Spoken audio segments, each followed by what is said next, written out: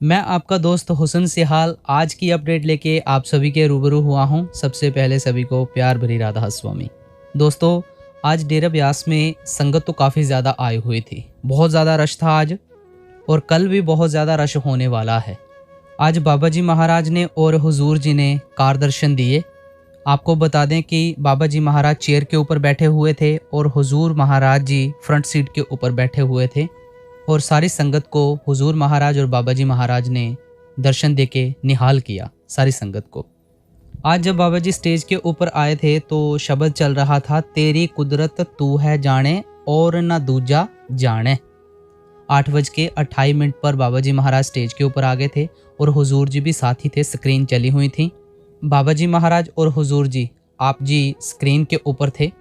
बाबा जी महाराज और हुजूर जी को देख के संगत काफ़ी ज़्यादा भावुक हो गई थी जब स्टेज के ऊपर आए थे। तकरीबन 8:31 तक इस शब्द की लास्ट की पंक्तियां पढ़ी जा रही थीं, तेरी कुदरत तू है जाने और ना दूजा जाने। ये शब्द पढ़ते पढ़ते बाबा जी महाराज ने सारी संगत के ऊपर दृष्टि डाली और 8:31 पर सेठी साहब पाठी जी ने सत्संग को शुरू किया। और सत्संग के जो मेन पॉइंट है आप सभी के साथ शेयर किए जाएंगे। उससे पहले आप जी से बेनती है कि चैनल को सब्सक्राइब करके ऑल नोटिफिकेशन बेल ज़रूर दबा दीजिएगा। नामदान के अभिलाषियों को नामदान की बख्शिश कब कब होगी, अगर हमारे पास कोई अपडेट आती है तो व्हाट्सएप चैनल में डाल दी जाएगी, वहाँ से आप ले लीजिएगा किन किन स्टेट को कब कब नामदान मिलेगा। हिमाचल वालों की बारी 10 तारीख को आ रही है। 8:31 पर सेठी साहब पाठी जी ने सत्संग को शुरू किया और पहले शब्द पढ़ा गया पाठी जी द्वारा, सोई त्याये जियड़े सिर शाहां पातशाह तिस ही की आस कर मन। सेठी साहब जी ने कहा, अगम दृष्टि के मालिक श्री गुरु अर्जुन देव जी का ये शब्द है। हर कोई अपनी अकल के मुताबिक कोई ना कोई मार्ग अपनाते हैं। कोई भक्ति मार्ग अपनाता है, कोई प्रेमा मार्ग अपनाता है। सबको अपना अपना मार्ग मुबारक है, लेकिन प्रेम भक्ति मार्ग सबसे उत्तम है। प्रेमा मार्ग वाले अपनी अपनी अकल के मुताबिक ध्याते हैं। श्री कृष्ण जी ने 9वें अध्याय 25वें पृष्ठ पर समझाया है कि हमने कैसे भक्ति करनी है और किसकी करनी है। मालिक अगम है, अगोचर है। साथ में समझाते हैं, ब्रह्मा जी पैदा करने वाले हैं, विष्णु जी पालन करने वाले हैं, शिव जी नाश करने वाले हैं। यहाँ कितनियां शक्तियां हैं और सब उच्च कोटि के ध्यानी हैं। सब देवी देवता एक अकाल पुरख की सेवा में लगे हैं। हम हर कोई कर्म करते हैं और आस लगाते हैं, लेकिन आस हमने मालिक पर रखनी है। कहीं माथा टेको, कुछ नहीं होना। गुरु अर्जुन देव जी कहते हैं, तू काहे डोले प्राणिया तुद राखेगा सृजनहार। किसी ज्योतिषी के पास जाके हाथ दिखाने की कोई जरूरत नहीं है। आस रखो उस मालिक पर, बिन देखे उपजे नहीं आशा। गुरु रविदास जी कहते हैं, उस मालिक को प्रत्यक्ष कैसे करना है और आस पक्की कैसे होगी। अब कहते हैं कि पूरे गुरु की शरणी लग जा, उसकी सेवा में लग जा। अपनी अकल के मुताबिक नहीं करना कुछ भी। हम अपनी बुद्धि को आगे बढ़ाने के लिए स्कूल कॉलेजों में जाते हैं, इसलिए रूहानी ज्ञान की तरक्की पूर्ण गुरु के बिना नहीं होगी। हम अभी तक सब अंधे हैं। आंखों वाले तब ही बन पाएंगे जब पूरे गुरु के वचन मान के आगे बढ़ेंगे।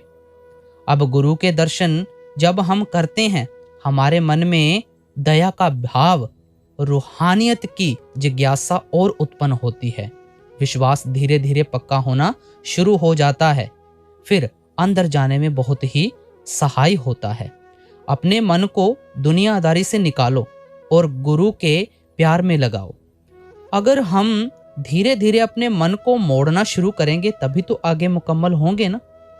अगर करेंगे ही नहीं तो कैसे हो पाएगा। मन को टिकाने के लिए ध्यान किसका करना है? गुरु का। अब कहते हैं, गुरु का ध्यान कर प्यारे, बिना इसके नहीं छूटना। गुरु का ध्यान करना है। अब सब कहते हैं कि ध्यान नहीं आता।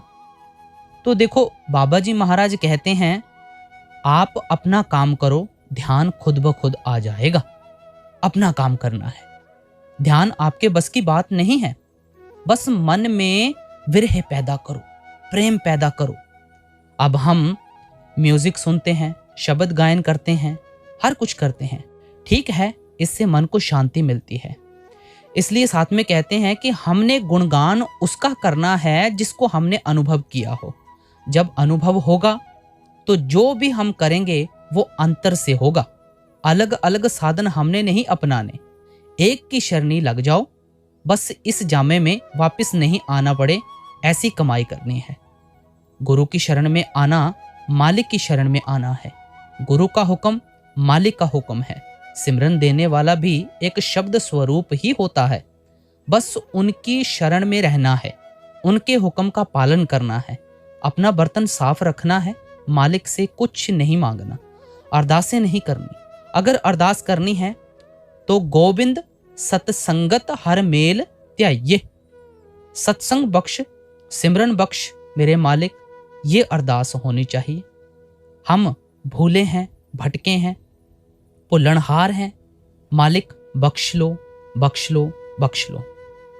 45 मिनट का सत्संग होता है, 45 मिनट का, लेकिन आज थोड़ा सा 2 मिनट फालतू हुआ, 47 मिनट का सत्संग हुआ। और उसके बाद हुजूर जी और बाबा जी महाराज ने सारी संगत को कार दर्शन दिए। जैसा कि आप सभी को शुरू में बताया कि हुजूर जी फ्रंट सीट के ऊपर बैठे हुए थे और बाबा जी चेयर के ऊपर बैठे हुए थे। आज शाम 4 बजे भी सवाल जवाब हैं, जो भी संगत आना चाहती है बड़ी खुशी के साथ आ सकती है।